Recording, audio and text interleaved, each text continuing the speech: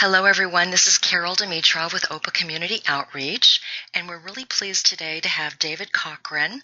David is going to be talking about making breakthrough discoveries in astrology.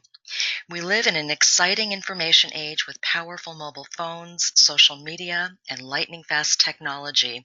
Can astrology benefit from this explosion in information and technology? Yes. However, most of us barely scratch the surface of what is possible.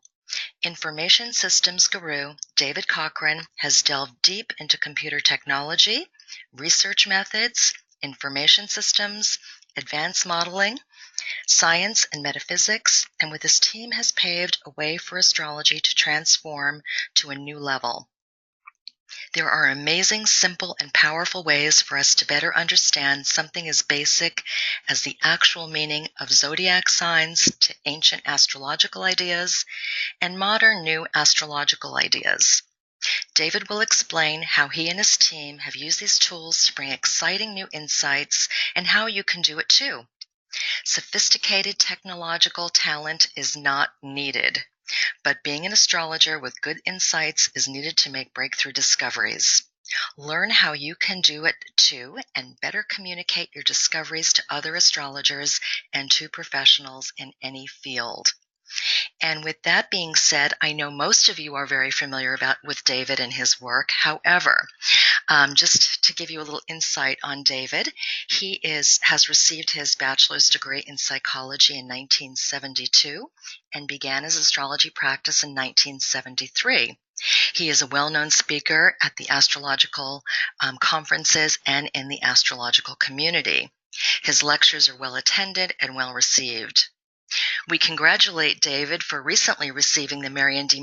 Regulus Awards for Discovery, Innovation, and Research at the recent 2018 United Astrology Conference, UAC, held recently in Chicago. David is the founder of Cosmic Patterns Software and is the lead software program of the development team that makes the Kepler, Sirius, and Pegasus astrology and research programs. David pioneered many new theories of astrological interpretation using harmonics and midpoints in the 1970s, while more recently pioneered research on vibrational astrology while being devoted to developing astrology software.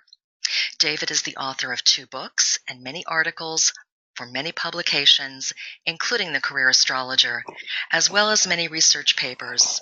He's the former president of ESAR, and David continues to teach at the Avalon School of Astrology and has created over 250 free tutorial videos available on YouTube. And I think that's getting close to 300 now, David. So with that being said, David, thank you for joining us, and the presentation is all yours. Thank you, Carol. Thank you very, very much. Before I continue, do you hear me? Am I loud and clear? Yes, David, you're perfect. Okay, excellent. Okay, so thank you, Carol. Thank you, all of you, the attendees. I appreciate that you took some time out of your day to be here. I also want to thank the entire OPA board and all the volunteers for OPA who do so much, so generous, so dedicated to advancing the profession of astrology. We're all indebted to you. And I am now ready to begin our topic of making breakthrough discoveries in astrology. A very modest title for my lecture. I'm going to share with you breakthroughs that are happening now and how you can make breakthroughs as well. Okay, first thing, breakthroughs are happening, especially in the past 10 years and even more so in the past 5 years. And I'm working with a team of researchers. Some of the people making these breakthrough discoveries that are on my research team are Linda Berry, myself, Stephen Wade, Starlene Breiter, Will Morris, Clarissa Dolphin, and Faye Cochrane. There are also professional therapists like Giselle Terry who are applying these ideas and critically evaluating them. And there are, of course, many other great research teams out there. But I'm going to share with you some of the things that we are doing. And among some of the other people making some breakthroughs are people like Russ von Olhausen and Naomi Bennett, who are making breakthroughs in the theory of astrology. So breakthroughs are happening. That's the first point I want to make. And what are these breakthroughs? I have 3 examples here. One example is where we look at the charts of professional groups. This is data collected by Mikkel and Francoise Gauquelin. Many of you are probably familiar with the Gauquelin research. And one of the great things about the Gauquelin research is they collected data, lots of data. So we can look at that data and see if musicians have something in common. Do actors have something in common? And in our research, we found that they do have things in common, and they fit what we expect according to the astrological theories we use. So this is exciting, that astrology actually works, that we can confirm these things. We've done research on zodiac signs that suggests that zodiac signs actually work. They describe the personalities of people. And another example would be the research on gold prices, where we also replicated the study that shows that there are things going on astrologically. So these are some of the kinds of exciting research that are going on that people may or may not be aware of. Now, why am I calling this kind of research and these findings breakthroughs? The reason I would call them breakthroughs is because it's heading astrology to be a more rigorously evidence-based field. Now, when people hear words like evidence-based, some people just want to run for the hills. It does not sound exciting. It sounds mechanical, rigorous, a lot of numbers, like it could deaden the soul and the vitality of astrology. But one of the things that's happening with this new, more rigorous evidence-based astrology is that it's not killing the soul of astrology. It's enhancing it, and all of the intuition and inspiration that we get continues to happen with this approach. So I wanted to just mention that off the bat, because sometimes we get into this divisiveness between being, you might say, scientific or rigorous versus being intuitive, and I'm going to suggest that they do not need to compete with each other. They can actually enhance each other. Okay, now, one of the keys to these breakthroughs and discoveries is not only being more evidence-based, but is also introducing new ideas into astrology. So we're all like kids on an egg hunt. We go out in the field and we see, where are the Easter eggs? Maybe it's hidden under this rock. Where are we going to find really cool stuff in astrology? Well, we're going to find it in a lot of places. A lot of people have gone back to the ancient text, a lot of ancient works that were never translated before. They're finding gems in those ancient materials. And another place where we can find some real gems is by combining ideas that are modern with astrology. And that's what we've done. We've incorporated ideas from modern ways of thinking with astrology, and it's led to breakthroughs. So the combination of studying things critically plus incorporating new ideas has led to these breakthroughs. And these breakthroughs are getting the attention of a lot of people, especially in professional groups and academic communities. One example that happened last week is a professor of mathematics at a major university is writing papers on how the Fibonacci numbers are closely tied to astrology. This is built on the work of Russ Olhouse, myself, and others. So my point is, people are taking notice, people in academia, in professional groups, about this new form of astrology. And I want to make sure that we, the astrologers, are also aware of what's going on, because the greatest response we've received so far is outside of the astrological community, from the professional groups and the academic groups. And by the way, Carol, if people are posting in questions, you can interrupt me. Are we good so far? Yes, thank you. Okay. Now, here's one of the ideas that's very exciting. Fractals. We all know about fractals. We all know about the beautiful images of fractals. If you think about it, fractals is a new language. It really started taking off in the 1960s and then developed in the 70s, 80s, and 90s up till now. And what is fractal mathematics all about, and the practical applications of fractals? It's all based on this idea that there are similar patterns at different levels. It's extremely similar to what we say in astrology, as above, so below. So does this new language, this new science, this new set of theories that is exploding in popularity and importance in academia, does it have any relevance to astrology?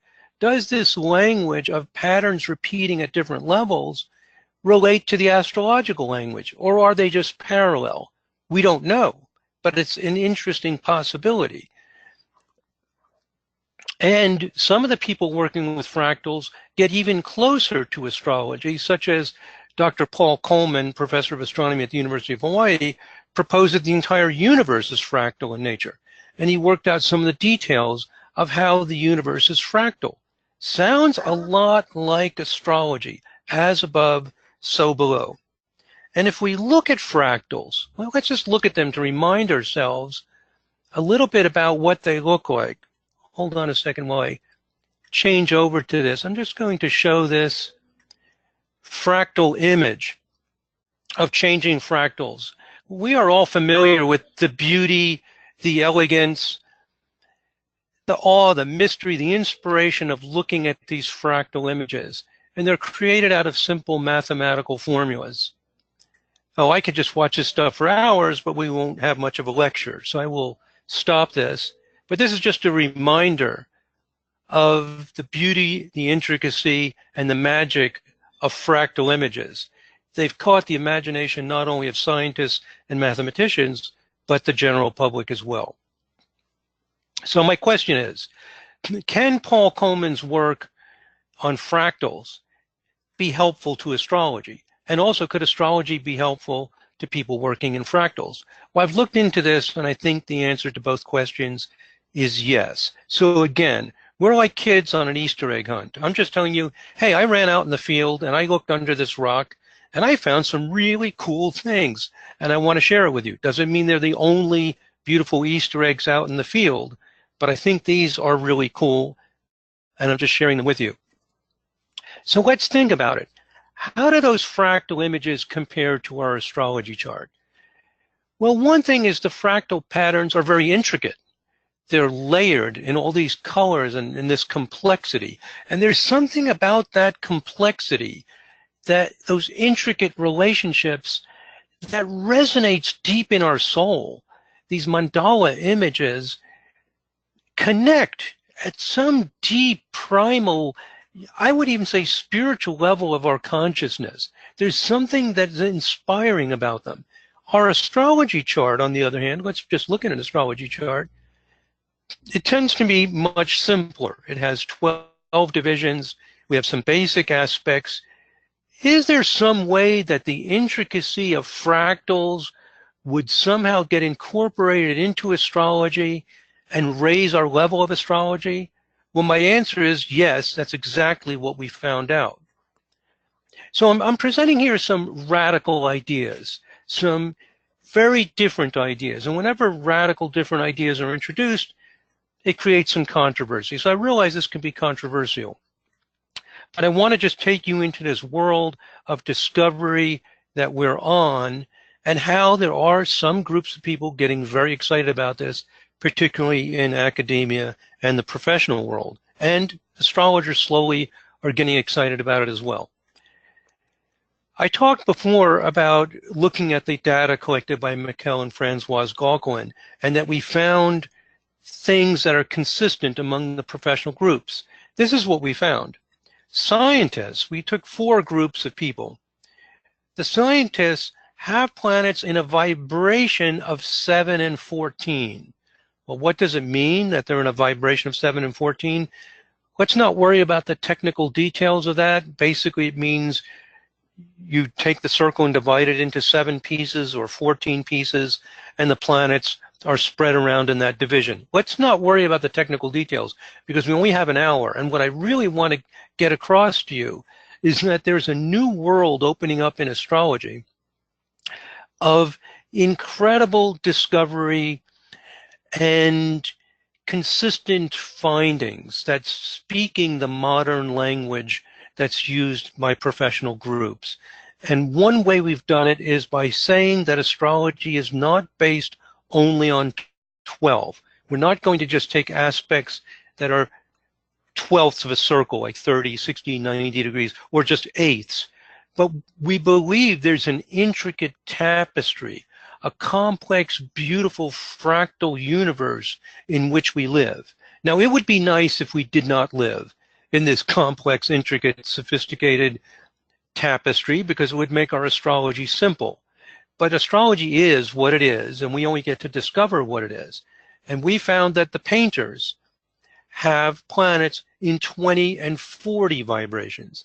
And at this point, it stretches the imagination of astrologers to think that not only can you divide the circle into 5 and get what are called quintiles, or 7 and get septiles, which we have assumed are rather minor and unimportant, but there's this complex, beautiful tapestry where any multiple of 5 makes a person inclined to be in a creative world, such as the arts, and the painters have exactly what we expect. The 7 world is very appropriate for scientists, and they are in the 7 and 14 vibrations. The musicians are on 11, 22, and 44 vibrations.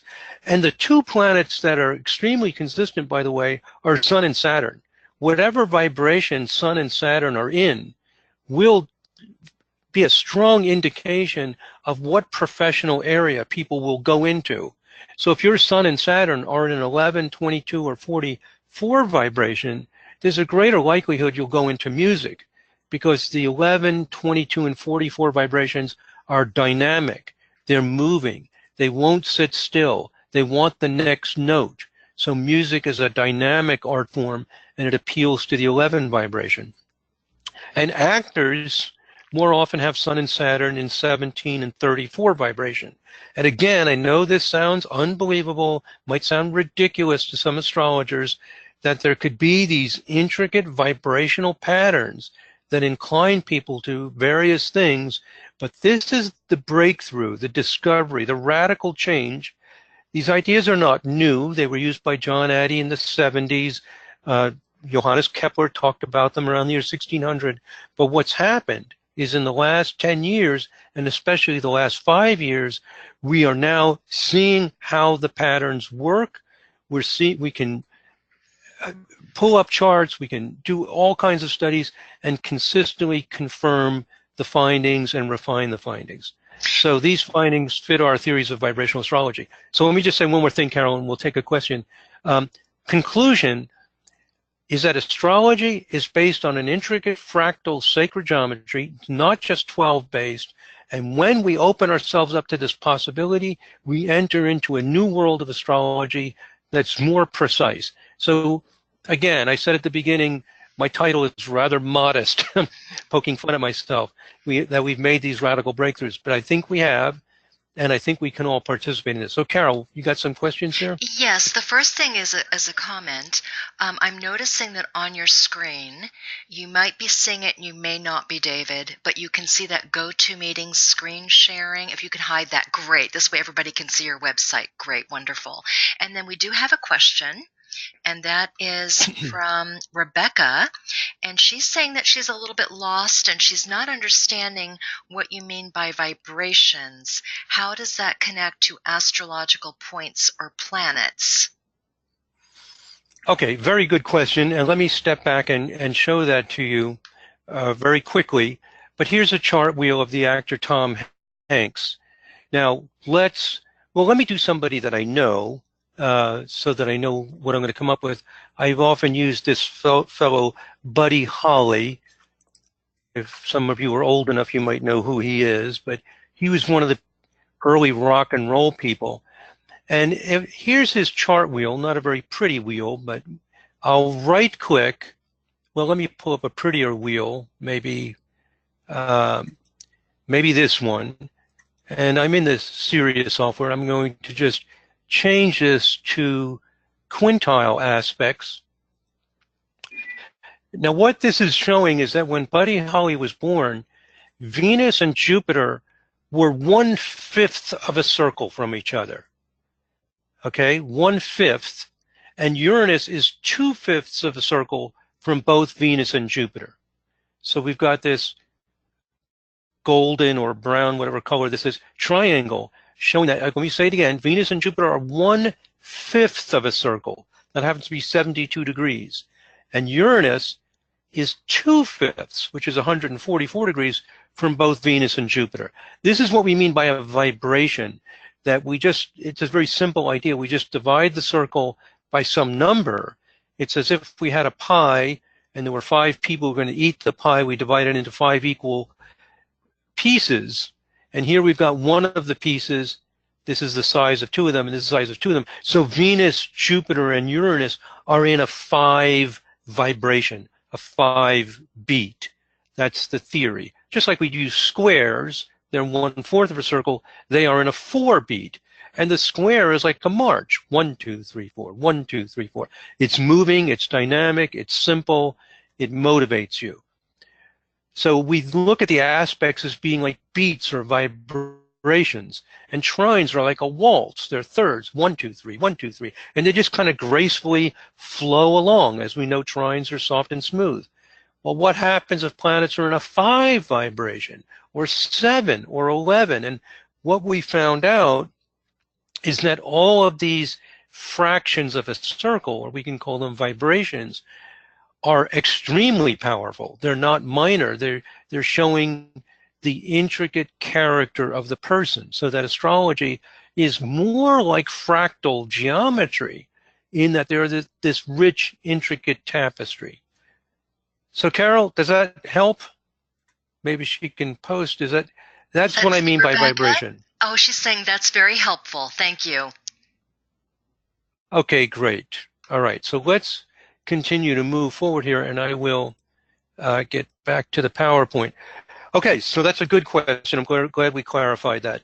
So that's what we mean. And again, if these ideas are new to you, or if you've just heard about them once or twice, they may sound a little ridiculous. Like, my astrology is just fine. Give me a break. I'm going to divide the circle into 17 pieces, and if planets are 1/17 of a circle, however many degrees it is, that's going to mean something. It might sound absurd. It might sound ridiculous. It might sound like it goes against our core concepts in astrology. But nevertheless, this is what we found.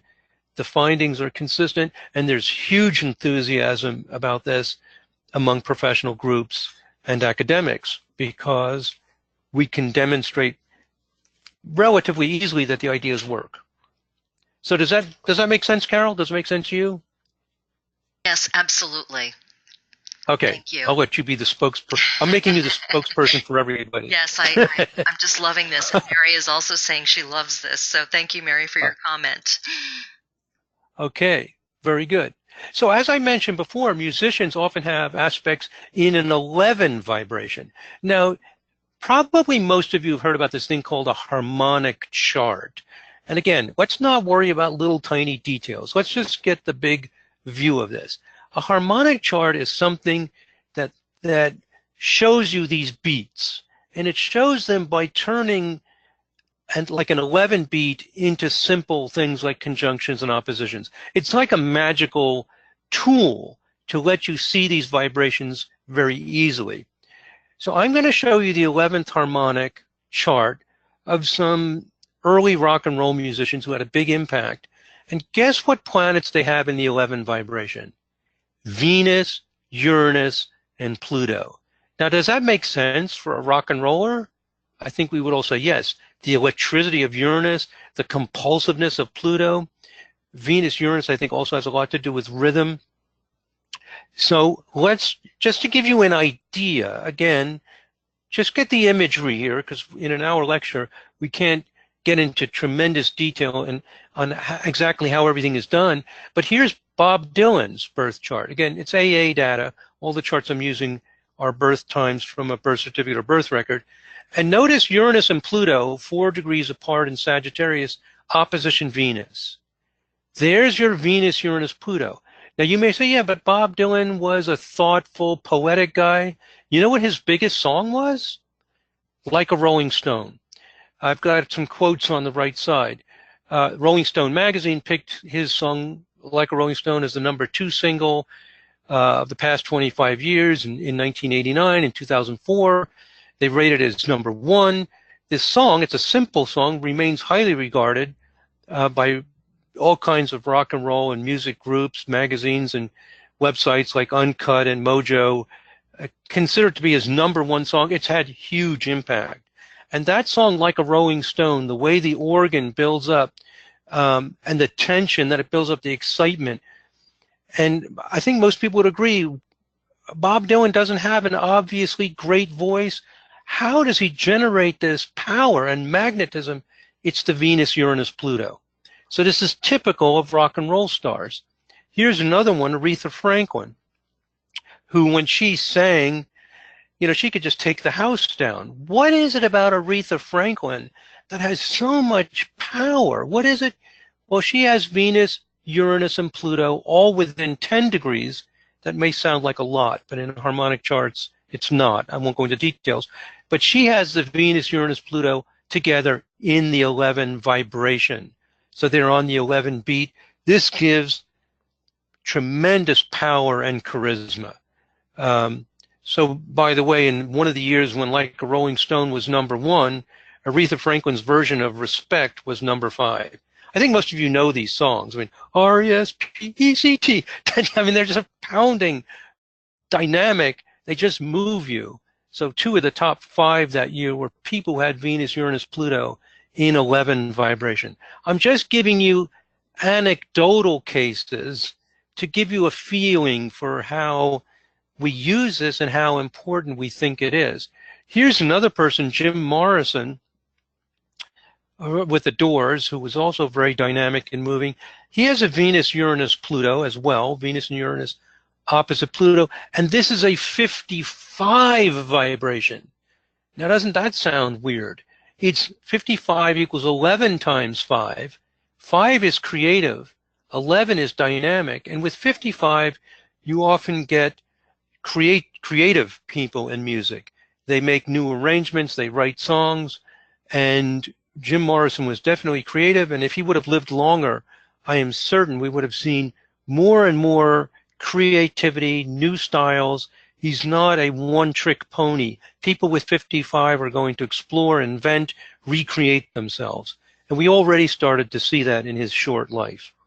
So I'm just giving you a feeling for how these charts work and what these discoveries are about.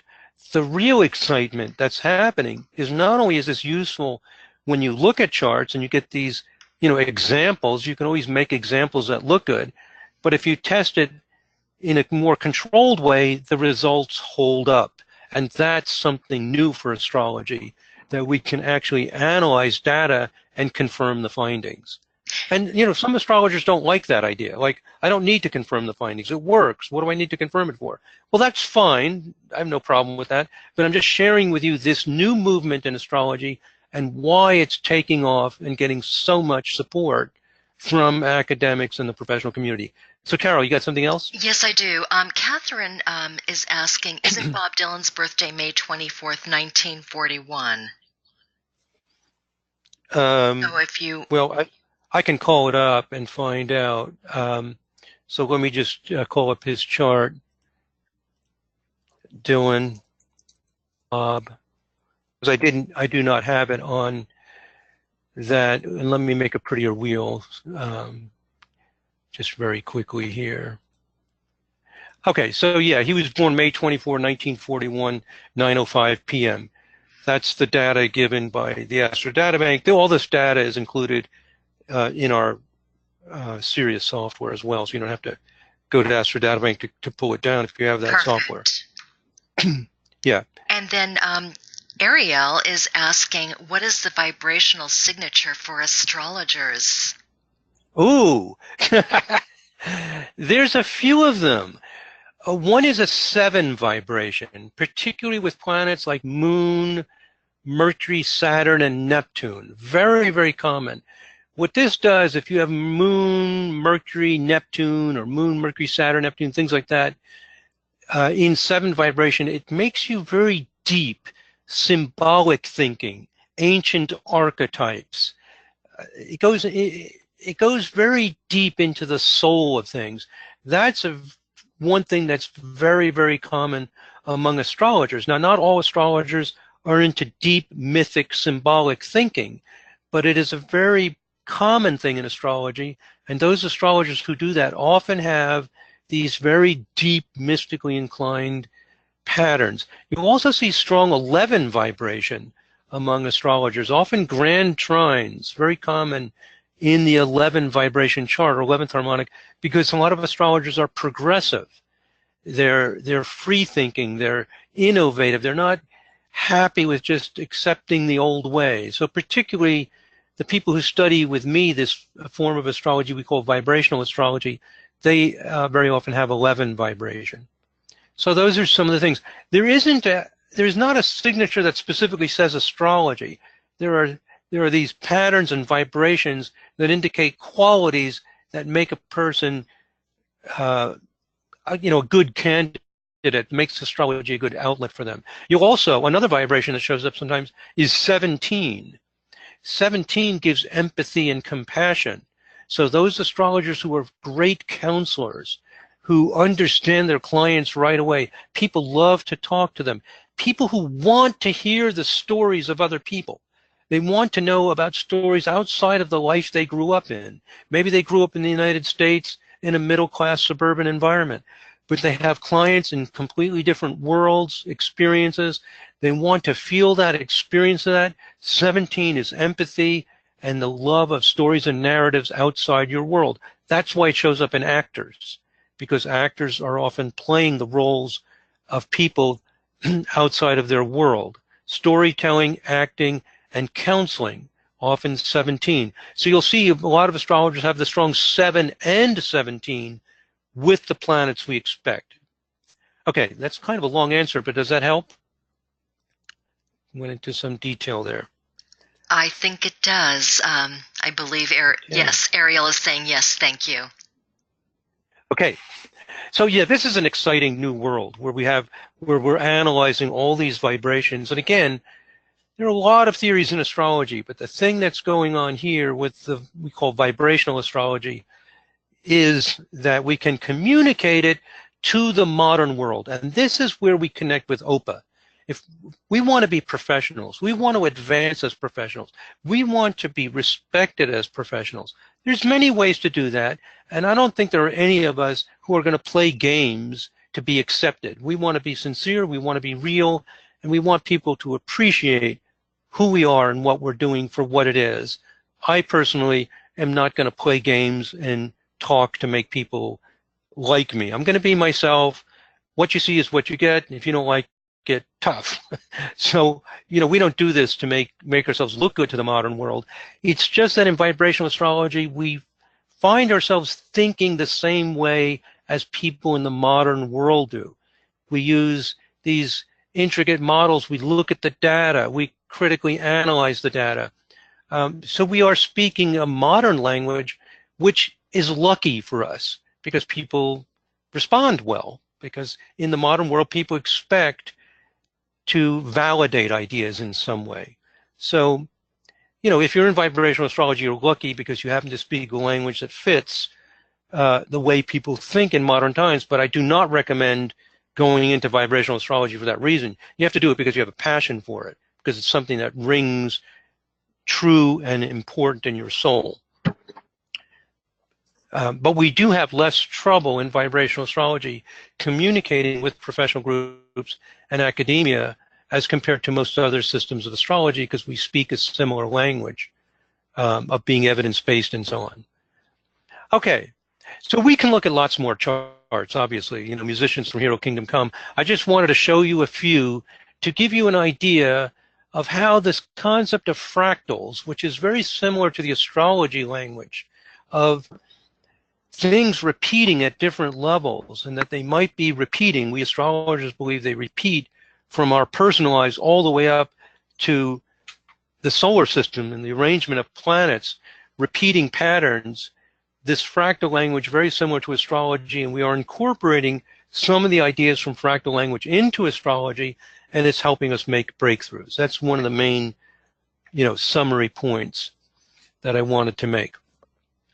Also, there are all kinds of benefits that we've discovered when we follow this path of merging modern ideas with astrology. Or just one example, I can give dozens of examples, but one example is we all know about secondary progressions, that a day after birth is lived out as a year.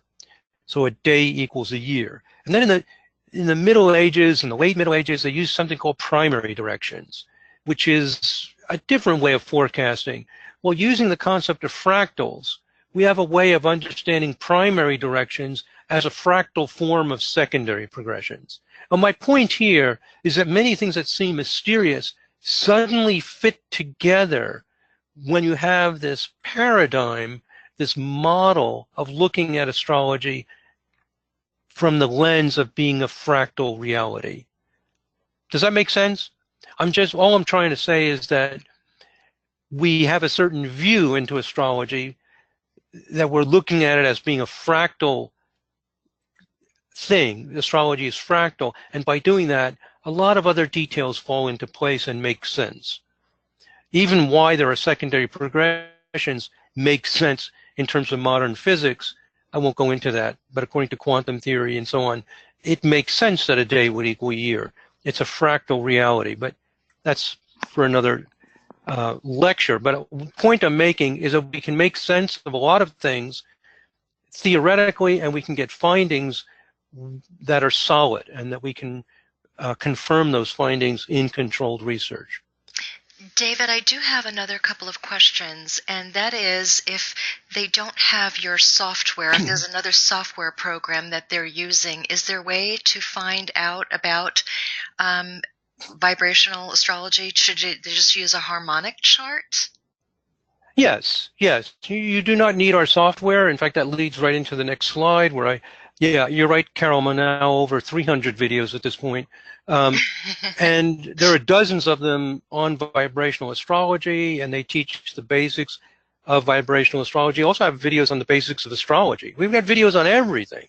Vedic astrology, Hellenistic. So we're trying to make a complete, well, never complete, but let's say a comprehensive free service to learn anything you want to learn in astrology. So you can watch those videos. Of course, there are good books and articles as well. And you can pull up harmonic charts in any program. Now, there are certain techniques, advanced techniques, that we've implemented in our software that may be, more difficult in some other programs.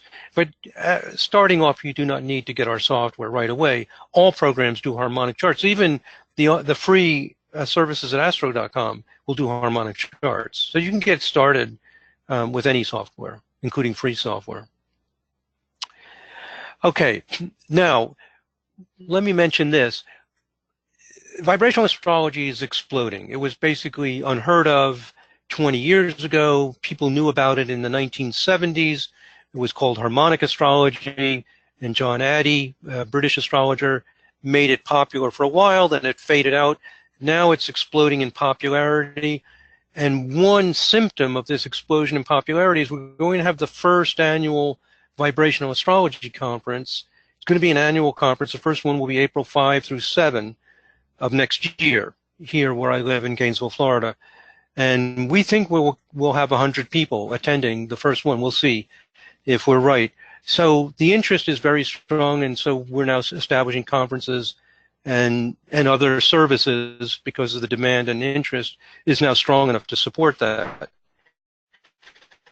If you want to know more about that conference, you can go to astrosoftware.com and click on conference at the top, and it will take you to the page about the conference. And we're working out a deal, by the way. We just set this up. It's kind of a last-minute thing because it's less than a year away. We just announced the conference last week, and we're probably going to be able to set up a 10% discount for OPA members. So all this is just all happening in the last few days. I think we can work out those details. So anyway, just to let you know some of the things going on in this new explosion of interest in vibrational astrology. Okay, now, how else can we use modern thinking in astrology? Are there other ways besides incorporating ideas from fractal methods into astrology? Another thing I've hinted at is that we can do controlled research. Now, again, people hear controlled research, sometimes they just want to pass out and go to sleep because it may remind them of statistics that they hated in college or something. But don't run away. It's not boring. There are ways of doing controlled research that are fun.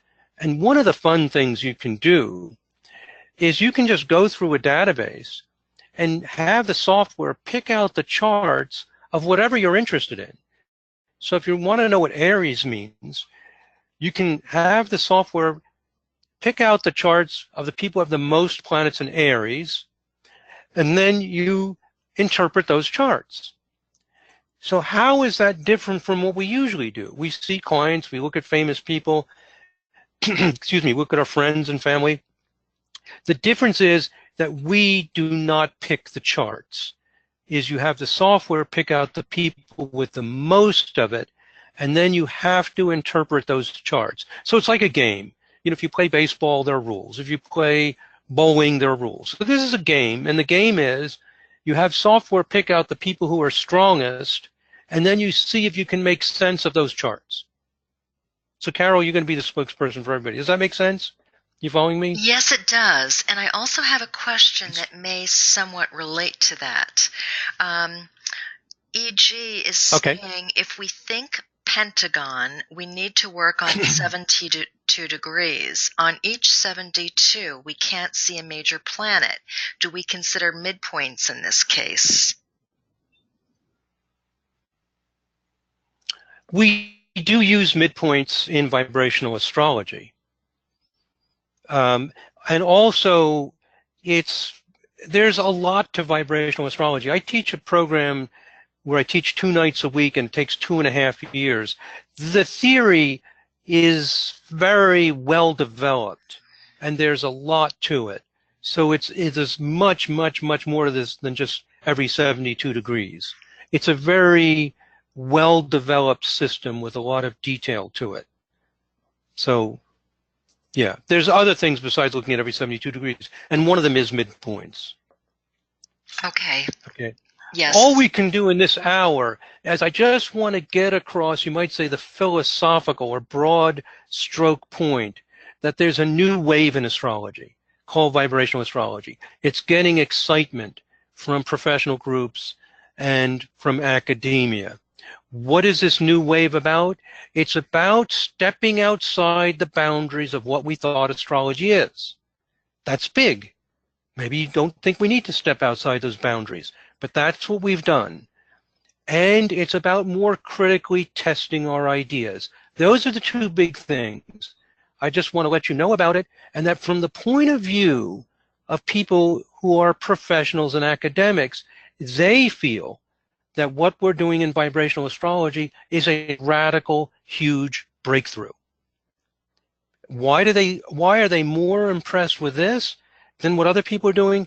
Because it works the way they work, such as we take charts where we don't pick the charts, and the theories still work. And they get really impressed by that, and I get really impressed with it because I happen to use that modern way of thinking. Now, if you do not use the modern way of thinking, and you feel that your own direct intuition isn't enough, that's fine. I'm not trying to talk anybody into anything or trying to convert you, but I do want you to know what's going on with this, because especially for OPA, we are moving right into the mainstream. We're having big impact and an open door to being respected professionals, not because we're changing our language, but just because our language, our way of thinking is compatible with the modern way of thinking, and we're taking a lot of ideas from the modern world and putting them in our astrology, and it's making our astrology better. So I'm just sharing this excitement and these breakthroughs for those of you who might want to know about it. There are many kinds of astrology, and maybe this does not interest you, but it's good to know about, because when you start seeing the journal articles coming out of academia on astrology, you'll see why they're happening, and it's already starting to happen, and it's it's using this style of astrology. It's just fascinating. David, Yes. Elizabeth has a question, and she says, how does free will fit into vibrational astrology? Free will fits into vibrational astrology the same way it does in any astrology. You have energy patterns, and it's up to you to decide how to use them. So I do not think there's anything vibrational astrology adds to that. I think that the modern psychological astrologers are right. You know, ever since Dane Rudhyar and the other astrologers who emphasized that this is a roadmap and it's up to you to drive the car and direct the energies, I agree with that. I really credit the modern psychological astrologers for that. I learned it from them, and I think they're right. We don't really have anything to add. What we're adding is a system of astrology that we think is more specific, more detailed, and I'm even going to go so far, it's a good thing I'm not live, you might throw rotten tomatoes at me, more accurate, that we can see what makes a person a rock and roll musician and consistently get results with it. Okay. Thank you. But that's the answer to that question. Yeah, nothing to add to that. Okay. Here's another example of how you can use modern thinking in your astrology and not necessarily have anything to do with vibrational astrology, with whatever kind of astrology you do now. Suppose somebody asks, well, and so I see this on Facebook all the time. You see it on the Quora questions all the time. You see it when people are just talking to each other at conferences. We'll say things like, I have Venus in the 5th house in Pisces, square Neptune in the 8th. What does it mean? I have no problem with us spouting out whatever comes to our mind. I do it myself. In casual conversations, that's what we do. But you can also test the idea more rigorously. You can go into a database, and we have the databases in our software with the research features, and other software may or may not have similar features. If they don't and you prefer other software, just tell them you want these features too. I'm not here to try to push my software. I'm trying to push, if I'm pushing anything, it's this breakthrough way of thinking, is that you can go into the software and say, show me everybody that has Venus in the 5th house in Pisces, square Neptune in the 8th, and then you'll see the list. You can click on a link to the biography information on the online Astro Databank, and from there you can go to Wikipedia, read about them, and see if you can make sense of it. So again, what's happening here is we're forcing ourselves to look at data, to not just trust our experience, but to confirm. So using critical thinking skills doesn't mean you're going to do statistics all the time. It just means that you verify more carefully what you're saying. And if you see a chart that does not fit, then you question and you investigate further, but we're constantly testing against the actual data. Does that make sense? Because some people think that you're either doing it yourself or you're doing statistics. And that's not what we're doing and not why people are excited about it. What we're doing is we're just testing a little more carefully than is usually done. And one of the ways is by pulling data up and seeing if our ideas fit the data rather than us pick out whatever charts we want. Let me show you a typical example that I show of this. Suppose you have an idea of what Aquarius means. We went into the database and we found that Clint Black, the country and western singer, whatever you would call him, has more Aquarius than almost anybody else. Let's just pull up a prettier looking wheel here. That's a lot of Aquarius. Every inner planet is in Aquarius. Sun, Moon, Mercury, Venus, Mars, Jupiter, Saturn, they're all in Aquarius. And the ruler of the ascendant obviously is Mercury, it's in Aquarius. So what we do in our research is we pick out the people who have the most of something, and then we do not ignore those charts. How can we make sense of Clint Black having all this Aquarius? And then you make an argument for whatever you think it is, and your fellow astrologers can look at it and see if it's reasonable. But we cannot overlook Clint Black. So one of the things we're doing is we're taking the data and seeing if we can make sense of it, rather than being selective about what charts I want to describe. So are you following this, Carol? Do you think the rest of us are following this? Yes, I think so. Yes, thank you. It's very simple. All I'm saying is, let's really check out our ideas. Let's really check them. Let's look at the people who have the most and see if we can make sense of it rather than everybody picking whatever charts they want. That little bit of discipline is the modern way. That's the modern way to validate, to test. And notice there's no statistics. Nobody's holding your hands. You can do whatever you want to try to make sense of it. The only thing we're saying is, let's not skip these people. Here's another example, just to give you an idea. We never talk about Clint Black when we talk about Aquarius. That's the problem. Or how about Steffi Graf, for the former tennis star, for Gemini? We never mention Steffi Graf when we talk about Gemini, but Steffi is triple Gemini. Sun, moon, and ascendant in Gemini, and the ruler of Gemini is Mercury. Again, this is a birth time from a birth certificate. So what we're doing, the radical change that's pushing us into the professional world, is we're looking at the data, not ignoring it. So if we're going to talk about Gemini, Steffi Graf came out as one of the top Gemini people. We research, we debate, we argue, we try different things to understand how Steffi is Gemini. This is so exciting because we have ways to figure out and evaluate whether our ideas really work. And that's what's transitioning us to make this huge impact in the professional world, and why people are listening to us when they haven't listened before. Okay. It is very what else exciting, you got, David. And Sue is actually saying, Sue Minahan says, yes, people become the laboratory through observation of their participated way of using their details and their aspects. It makes great sense.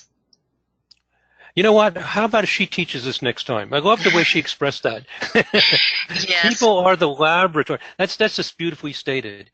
Yeah, and this is fun, and it's not tying you down.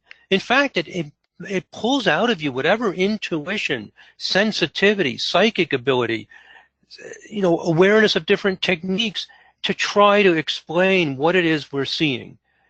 And because we're doing this, ironically, it's the professional groups outside of astrology, the academics, who are going wild about this.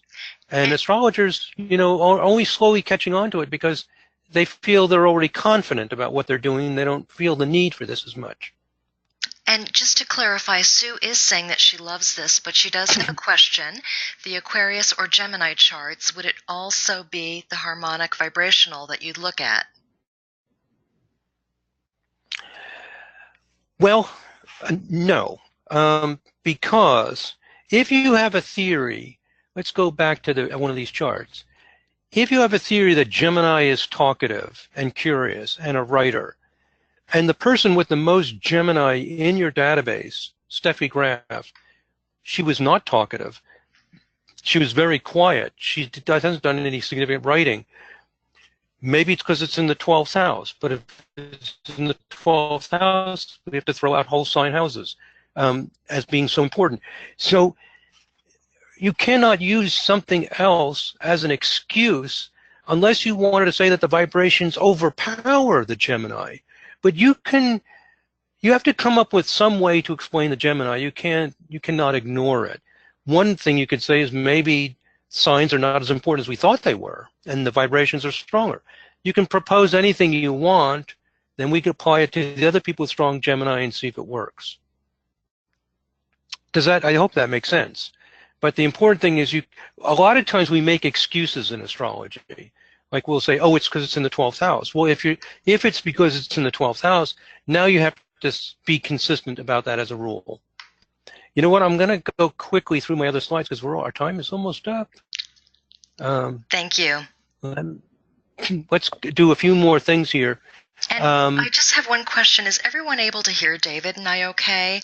Ariel is saying that she has no sound. Glenn is saying yes. Everybody's saying yes. Okay, Ariel, it's just your system. So we're going to continue on. And if you can hear me, you will get the recording of this later. Thank you, David. Okay, thank you. Okay, I promise not to go too far over, but we may go at least 5 minutes over because there's so much I want to share. We did studies on each of the zodiac signs to see if the people with the most of a zodiac sign have anything in common. And I think the results are fascinating. Just as one example, for Leo, we found that every Leo person was involved with self-development, how people develop as individuals. One of the strongest Leo people is Jean Piaget, child psychologist, who developed a theory of personal development and was an extremely famous psychologist. Even to this day, he's famous for his wonderful theories on personal development. We did not find that Leo is consistently proud, self-centered, arrogant, show-offs, although usually that's true, not always.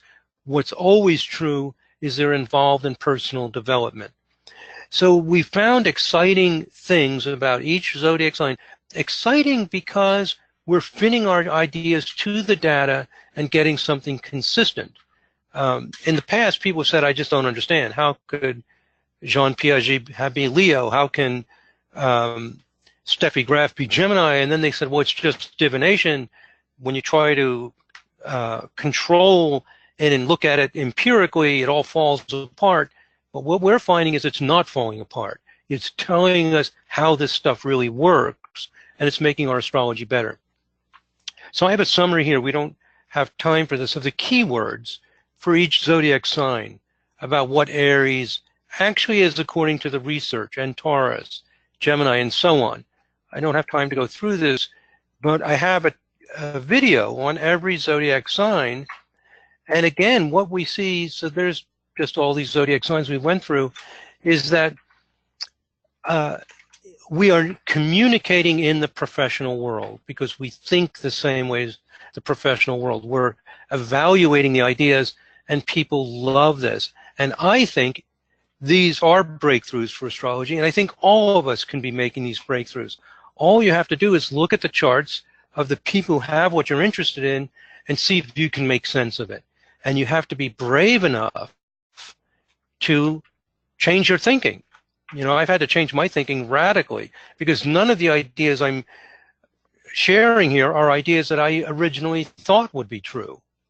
I fought this all the way, but I had to give in because that's what the research told me.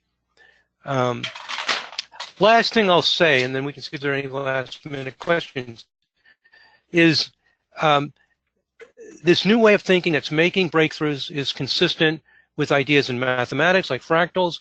It's like consistent with physics, with quantum entanglement, that things are connected instantaneously and non-causally.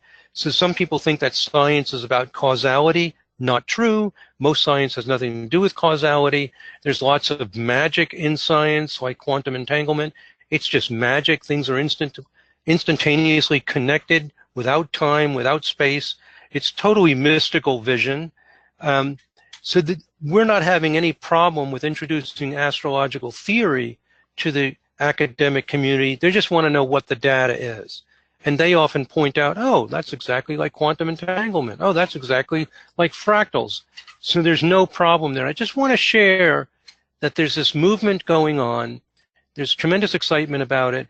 And for OPA, for us who are professional astrologers, it is interesting that we have this open road into the professional world and very little resistance to it. Actually, there's sometimes more resistance from astrologers than from the other professional groups. So conclusions, astrology benefits by evolving from its heritage into the 21st century. Number two, better astrological models are being developed and they're being thoroughly tested. And people are getting involved in the professional and academic world with these ideas.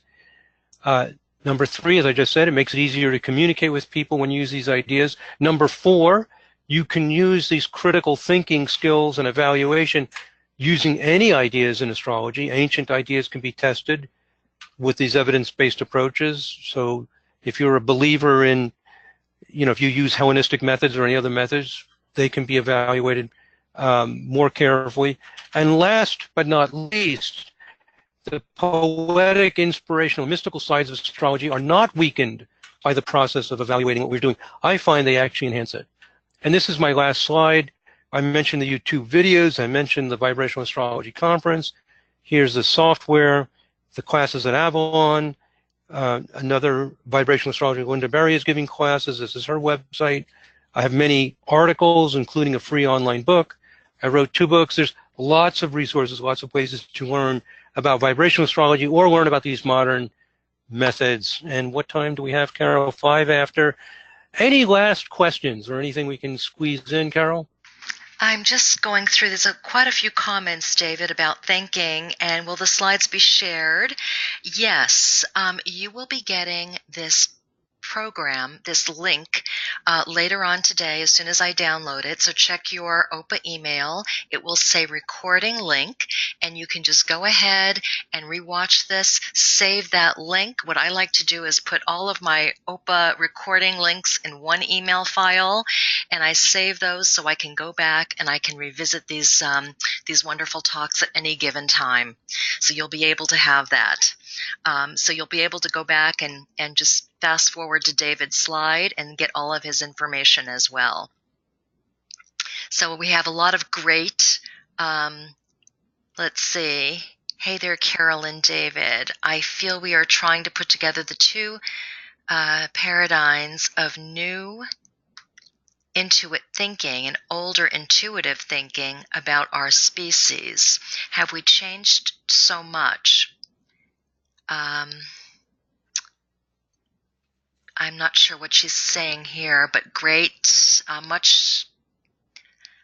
think great things to think about, and thorough and definitely